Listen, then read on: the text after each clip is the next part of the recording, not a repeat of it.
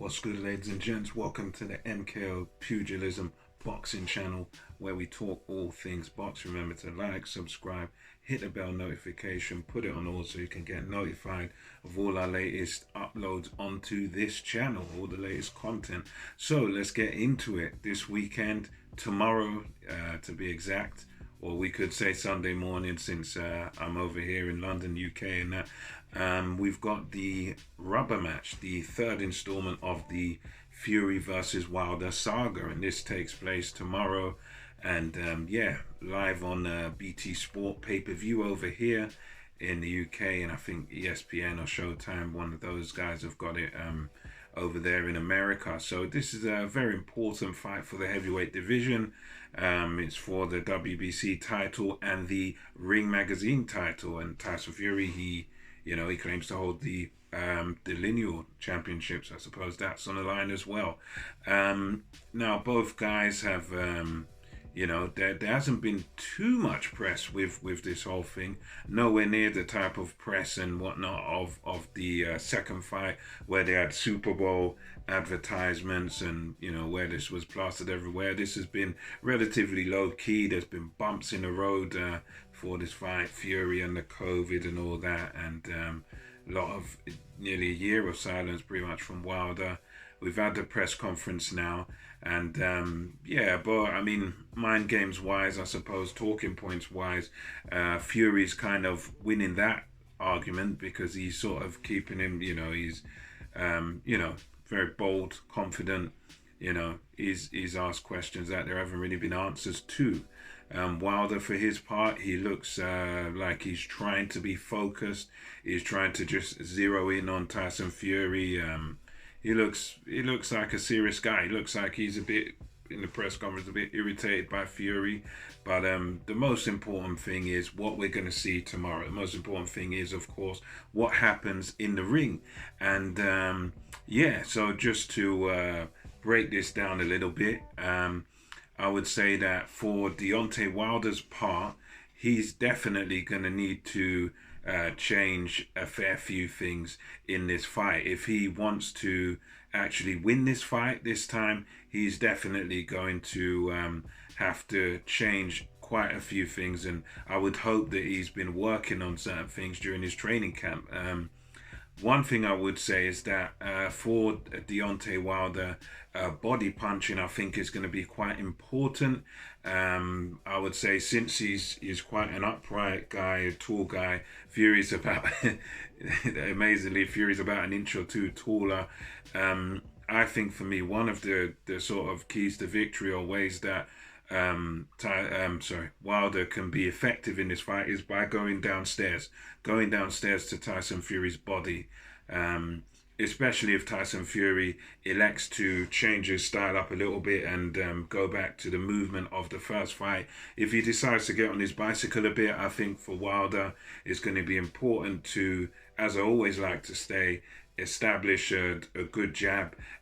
Wilder in many of his fights likes to sort of just pour with the jab and then just walk you onto a right hand. But I think in this fight, he's going to have to, I would say, vary up the jab. Throw hard jabs at certain times. Hard jabs sometimes, just pour with it. Mix your jab up. Mix up the speed of his jab. Try to confuse Tyson Fury a bit if that's possible, if he can. And I think, as I say, the body work's quite important. And I would say, kind of, if he can do straight punches to Tyson Fury's body. So if he's going to throw a jab, if he's going to throw a hard jab, I'd say don't just aim it at Fury's head all the time, but aim it at his chest. Aim at Tyson Fury's chest, because it's one of those things where your feet can move, your head can move and whatnot. Tyson Fury is very slick, very good at that stuff, very good at moving his head, moving his feet and whatnot, but the body doesn't move. That big frame of his is very hard to move. So if I'm Wilder, I'd practice, hard jabs to the body, to the solar plexus, hard jabs to the chest, get him to the head, but mix it up a bit, mix the jab up a bit, practice some straight, the same right hand that he's always trying to land to the head. I'd say you try and land that right hand to the body, bang, bang, 1, 2 downstairs. Go to his body a little bit, if you get close, try and hook him to the body. I mean, I know that's not typically what Wilder does. Wilder likes his straight punches, and his power kind of comes on the end of his shots. That's why he likes to line people up. They walk on, bang, brings in that right hand. But I'm saying for him, yeah, body work is going to be quite important for him if he wants to win this fight, because the body punches, because of how hard he hits, that could discourage Tyson Fury. That could make Tyson Fury maybe hesitant about trying to come in and bully Wilder. And yeah, I think that those sort of things will be the key. I would also say that for Deontay Wilder, one thing he could try, if Tyson Fury comes in and boxes in a similar pattern to how he did the second time, which is coming forward, using a feint again, tricking Deontay Wilder, and Deontay Wilder not knowing what to do. I would say that if Tyson Fury tries to come forward and walk Deontay Wilder down, one thing that's good, as Hatman Strikes Back, his blog, he was saying that, maybe move away from Tyson Fury, maybe box Tyson Fury on the back foot, and then, on the back foot, use your jab, sort of hold him up, try and walk him onto shots as he's coming towards you. Because sometimes you can get to Tyson Fury, he can be hit, he can be hurt, so Wilder might want to try as a tactic that, he doesn't usually do. I mean, he's normally in the pocket and whatnot, but I'd say, yeah, maybe use your feet, use your legs, maybe move around the ring a bit, and then, box on the back foot a bit, and then try to walk Tyson Fury onto something like a good left hook or good sort of right hand over the top or something. I'd say even back foot boxing, maybe not for the whole fight, but for certain portions of the fight, might be a good idea, because that's something that we didn't see from Deontay Wilder in either the first or the second fight. Those fights, he was coming forward, and he was coming forward, sort of coming forward, trying to take Fury's head off.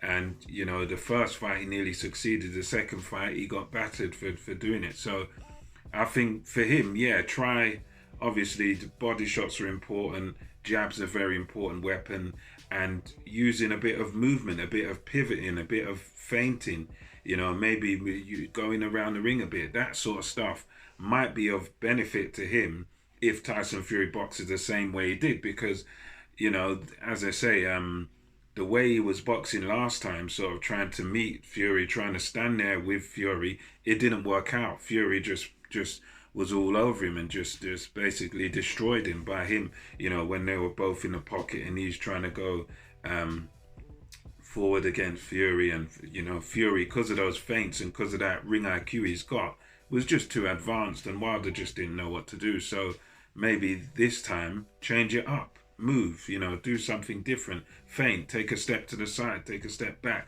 do something a little bit different. That might help him. Still might lose a fight, I don't know, but hey, who knows? And for Tyson Fury's part, I think it's quite simple for him, really. I would say, if you're gonna win this fight, you should come into this fight full of confidence, and I would just employ similar tactics to the second fight, really. Use your feints as jab your way in, use your feints, whatever Wilder does, just counter him with something, counter him with a right hand. Just the same sort of game plan again, I'd say, with Fury. Come forward, but of course, come forward and be careful. Come forward and use your jab and use your feints to keep Deontay Wilder off balance.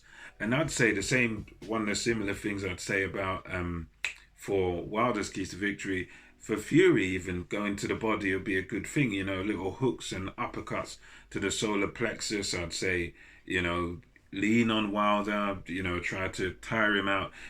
I'd say try to make Wilder's brain be constantly thinking and constantly unsure of what you're going to do. I think that's what Fury did so effectively last time, was he had Wilder constantly guessing and not really knowing what to do, not really knowing what's going to actually come next from Tyson Fury. And I'd say, yeah, keep it up. Keep up the same work, just you keep your feints up, good jab, keep that confidence. And come in there and just bully him again, because guess what? If it ain't broke, don't fix it. And if you don't see any change or any difference in Deontay Wilder just come in and do the same thing. I'd say he although he can do the same again, I'd say he's still got to be a bit careful of that right hand. And I'd say every time he sees, because Deontay Wilder sometimes he has tells when he's going to throw that right hand. You can tell he's planting his feet, he's ready to throw it. And I'd say every time Deontay Wilder gets ready to cock that right hand to throw it, I'd say either you hit him, maybe you throw your own right hand, maybe you throw a jab, maybe you step back, so then he's got to reset again, but make sure that it's as difficult as it possibly can be for Wilder to throw or land that right hand, because he'll be, Wilder, he's still confident, he'll still be looking to land that big right hand. But if you're Tyson Fury, you got to make sure you don't give him that opportunity. Don't stay in front of him too much. Just use your pivots, step to the side sometimes. If he does attack, just slip it. Use a similar tactics, I'd say, and be aggressive, make him doubt himself again. Pretty much I'd say same again from Tyson Fury, and I think for me personally, as a prediction, I'd say that I think Tyson Fury wins this probably by a late stoppage. But I would also say, points victory is definitely a possibility. I think Fury can definitely get this on points. I reckon if Deontay Wilder has improved, then we could be looking at this fight going long, or maybe, I think we're going to be looking at this fight going long if Deontay Wilder has improved, for sure. But I think just based on the body of work from both guys, just based on what we've seen over the two fights, you can pick against Tyson Fury, but I think the smart money and the smart decision is not to pick against Tyson Fury here, because Tyson Fury, he's the guy out of the two that has shown he can adapt in fights, he can change things in fights, he can change his style completely. He showed in that second fight that, right, I can change my style, I can go from dancer and mover, from boxer to brawler, in one fight. So Tyson Fury's got more ring intelligence, and he's got a much higher ring IQ. He's able to adjust and adapt to what's going on in a fight. Whereas in Wilder's case, we've seen, it's not really an adaptation, but all we've seen happen in his fights is him, either do very well in a fight or do badly in a fight, lose a lot of rounds, and then the right hand bing just comes to the rescue. And that's the only sort of adaptation we've seen from him, is just the right hand coming to the rescue. And because he's so powerful, he can knock nearly everyone out. But with Fury's case, we've seen him actually adjust, change. Like for instance, Steve Cunningham fight, he gets knocked down by a smaller guy, he changes his style in that fight, goes forward, be aggressive, blah blah blah, wins the fight, knocks a guy out. And I think, with that said, I reckon for me, Tyson Fury is definitely the favorite. Deontay Wilder does have a chance because he punches so hard, and if he's learned a lot in this time, and if he's if he somehow learned to box better and whatnot, then maybe he does have a chance. But I've got to say, Tyson Fury, big time favorite for me. So let me know your thoughts in the comment section below, and until next time, this is MKO Pugilism, over and out.